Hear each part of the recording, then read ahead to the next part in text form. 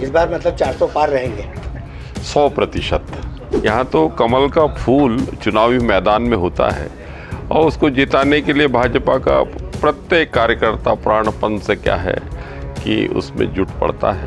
जो हमारे यशस्वी नेतृत्व ने 400 पार का नारा दिया है, हम उस पर 100% उस लक्ष्य को हम हासिल करेंगे।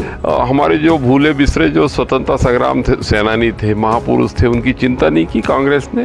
3 राज्यपाल हैं हमारे जनजाति समाज की। पहली बार कांग्रेस ने तो ये मौका नहीं दिया हमारे भाई बहनों को।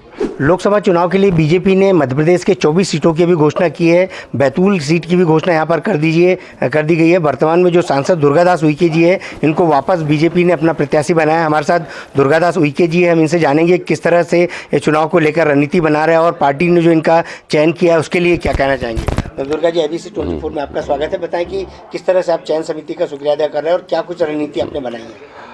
भाई क्या है कि भारतीय जनता पार्टी में व्यक्ति नहीं, पार्टी दल चुनाव लड़ता है। ये तो तय जो है कैसे चुनाव लड़ा जाएगा, क्या होगा, ये तो हमारा संगठन तय करेगा। हमारे संगठन में एक आदर्श और अनुशासित संगठन है हमारा।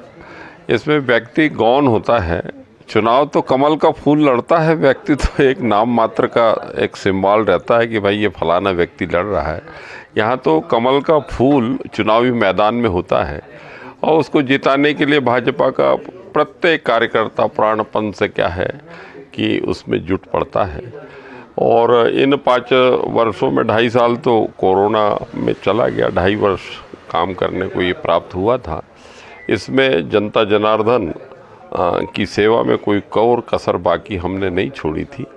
12-14 घंटे लगातार जनता के बीच में रहकर जनता के दुख दर्दों को दूर करने में जो भी हम उपयोगिता हमारी थी उसको सिद्ध करने का प्रयास किया। और देश के यशस्वी प्रधानमंत्री श्री नरेंद्र मोदी जी के कुशल प्रेरक नेतृत्व में अंतिम व्यक्ति की उन्होंने चिंता की और इतनी सारी कल्याणकारी योजनाएं, सेवा, सुशासन और गरीब कल्याण की योजनाओं के माध्यम से हमने समाज के अंतिम व्यक्ति के चेहरे पे खुशियां लाने का, प्रसन्नता लाने का जो प्रयास हमारे माननीय प्रधानमंत्री जी ने किया है, उनके कुशल प्रेरक नेतृत्व में ही ये फिर से हम ये चुनाव लड़ रहे हैं। और फ्रंट पे जो है हमारे यशस्वी प्रधानमंत्री जी हैं और हम सब उनके साथ में है। और संगठन निश्चित रूप से इस चुनावी सफर में जो हमारे यशस्वी नेतृत्व ने 400 पार का नारा दिया है, हम उस पर 100% उस लक्ष्य को हम हासिल करेंगे। यहाँ पर आदिवासी मतदाता सबसे ज़्यादा है। क्या लगता है आदिवासी मतदाता किस तरह से आपकी ओर रुझाएंगे, क्योंकि बीच में बहुत समय ऐसा गया जब आदिवासी विरोध करते हुए नजर आए, सरकार के खिलाफ खड़े नजर आए, तो आपको क्या लगता है इनमें एकजुटता किस तरह से लाएंगे और क्या मान मनोबल हो पाएगी? देखिए, समाज के मध्य में कई राष्ट्र विरोधी प्रतिगामी शक्तियाँ हमारे सीधे साधे भोले भाले समाज को दिग्भ्रमित करने का अलग अलग प्रकार से वो प्रयास करते रहे हैं, किंतु स्थितियाँ अब धीरे धीरे अनुकूल आ रही। हम उनको बताने में सफल हो पा रहे हैं कि जो लोग हमारे समाज को गलत दिशा में ले जाना चाहते हैं, वो भटकाव की दिशा में ले जाना चाहते हैं, वहाँ हमारा भविष्य नहीं है, हमारा और हमारे समाज का। तो धीरे धीरे वे मूल धारा में और हमारे साथ जुड़ते जा रहे हैं। और आने वाले चुनाव में आप देखेंगे इसमें सारे लोग मिलजुल कर हमारे सब साथ में हैं और हम सफलता के शिखर की ओर हम सभी सामूहिक रूप से बढ़ेंगे। इन 5 सालों में ऐसा कौन सा काम जो आप चाहेंगे कि आने वाले समय में अगर आप जीत दर्ज कराते हैं तो पूरा करेंगे? बैतूल, हरदा, हरसूद के लिए क्या नई सौगातें लाएंगे?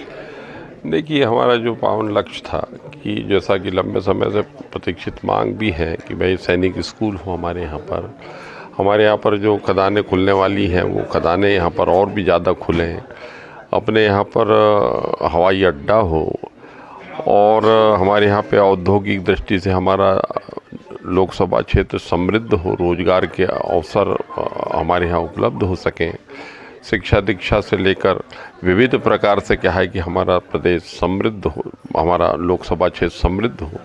इसके लिए निश्चित रूप से एक ठोस कार्य योजना हमने बनाई है हमारे बैतूल, हरदा, हरसूद लोकसभा क्षेत्र के लिए। और इन 5 वर्षों में हमारे लोकसभा क्षेत्र को अनेकानेक सभी प्रकार की समस्याओं से मुक्ति दिलाकर एक आदर्श लोकसभा, विकसित लोकसभा बनाने की हम अनथक, अनवरत हम साधना करेंगे। ये सबसे बड़ी चीज़, यहाँ पर सबसे ज़्यादा मतदाता आदिवासी बेल्ट के हैं। आदिवासी समाज के लिए ऐसा कौन सा बड़ा काम है जो आप चाहेंगे कि इस बार के सत्र में जीतने के बाद आप वो कर पाए, क्योंकि सबसे ज़्यादा आदिवासी को जिसका लाभ मिल सके? देखिए, जैसा कि आपको पता है कि अभी हमारे समाज को शिक्षा की बहुत आवश्यकता थी और पीएम श्री और अनेकानेक विद्यालय, एकलव्य मॉडल स्कूल और हमारे केंद्र और प्रदेश सरकार सीएम राइज और बड़े बड़े स्कूल हम खोलकर हमारे जनजाति समाज को शिक्षा के क्षेत्र में अनेकानेक योजनाओं के माध्यम से, रोजगार ऋण के माध्यम से उनके जीवन में खुशियां भरने के प्रयास हो रहे हैं, किए जा रहे हैं और उसके सार्थक परिणाम भी दिखाई देने लगे हैं। अभी आप देखेंगे कि हमारे जनजाति क्षेत्रों में जो पलायन होता था, उसके लिए संसदीय संकुल विकास परियोजना के माध्यम से हमारे गरीब आदिवासी भाई और बहनों को कौशल डेवलपमेंट्स के साथ साथ वो स्वरोजगार अपना खड़ा कर सकें। कृषि के क्षेत्र में आपने देखा होगा कि हमारे जनजाति समाज के भाई बहनों को ज्वार है, बाजरा है, मक्का है, कोदो है, कुटकी है, रागी है, ये हमारे जनजाति समाज के किसान ही इसको उत्पादित करते थे। इसको राष्ट्रीय और अंतर्राष्ट्रीय स्तर पर प्रतिष्ठापित और सम्मान देने का काम देश के प्रधानमंत्री जी ने किया है। अभी आपको विदित होगा कि भाई ये पहली बार है आज़ादी के बाद में कि हमारी परिवार की हमारी बहन आदरणीय श्रीमती द्रौपदी मुर्मू जी को देश का राष्ट्रपति बनाया। पहली बार है कि देश के प्रधानमंत्री जी के नेतृत्व में 8 हमारे जनजाति समाज के मंत्री हैं, केंद्रीय मंत्री जो पूरे देश का नेतृत्व कर रहे हैं। 3 राज्यपाल हैं हमारे जनजाति समाज की, पहली बार। कांग्रेस ने तो ये मौका नहीं दिया हमारे भाई बहनों को।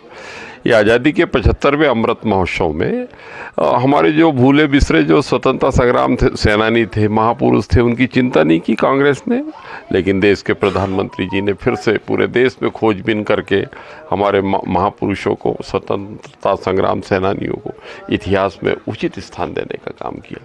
हमारी वीरांगना रानी दुर्गावती जी, मंडला की महारानी, हमारी गोंड रानी, वहाँ 100 करोड़ रुपए से क्या है कि रानी दुर्गावती महालोक का निर्माण। हमको 15 नवंबर जो है जनजाति गौरव दिवस के रूप में यशस्वी प्रधानमंत्री जी ने सौंपा है। पैसा एक जल जंगल जमीन के लिए हमारे लोग न जाने कब से ये संघर्ष करते रहे, लेकिन उसकी चिंता देश के यशस्वी प्रधानमंत्री जी ने की।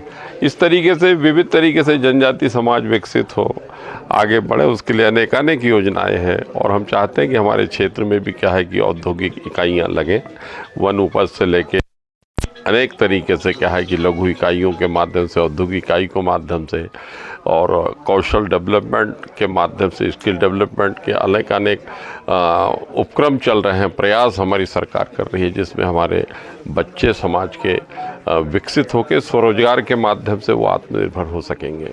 ये बताइए, बैतूल जिले में 5 सीटें बीजेपी के पास में है, हरदा में 2 सीटें कांग्रेस के पास है, खंडवा की 1 सीट जो बीजेपी के पास है, 2 सीटें कहीं ना कहीं हरदा की। क्या आपको लगता है कि इसमें कोई ज़्यादा अपना दिक्कत आएगी इसको निकालने में या यहाँ के लोगों को मान मनोबल करने में? नहीं, हमारे सारे भाई बहन लोकसभा क्षेत्र के सब साथ में हैं। वो कुछ छोटी मोटी जो भी दिक्कतें रही होगी और कितने अंडर 1000 मतलब 1000 के अंदर ही हम क्या है वो दोनों सीटें हारे हैं। वहाँ कोई ऐसी स्थिति नहीं, कुछ गलतफहमी थी लोगों में, जिसकी वजह से 700-800 वोटों से ये और 700-800 इस तरह से क्या है कि उसमें मुझे नहीं लगता कि लोकसभा क्षेत्र में कोई ऐसी दिक्कत आएगी। हमारे सारे भाई बहन मिलजुल कर हम इस चुनाव को लड़ेंगे और विजय श्री का वरण करेंगे। कांग्रेस का जो प्रत्याशी भी घोषित नहीं किया, क्या कांग्रेस प्रत्याशी अगर छवि को देख करके क्या आपको लगता है कि छवि के अनुरूप आपको किसी तरह से नुकसान पहुंच सकता है? नहीं, देखिए क्या है कि हमारे दल ने जो निर्णय लिया है, उनका भी दल निर्णय ले, जो भी आए उसका निर्णय तो जनता जनार्दन करेगी, कौन को वोट देना कौन को नहीं देना, तो वो तो जनता जनार्दन के हाथ में है और पार्टी किसको वो टिकट दे उनके पार्टी का उनका मसला है, ये अपन उसमें क्या कहें। इस बार मतलब 400 पार रहेंगे 100%। युग पुरुष का संकल्प है, जरूर पूरा होगा।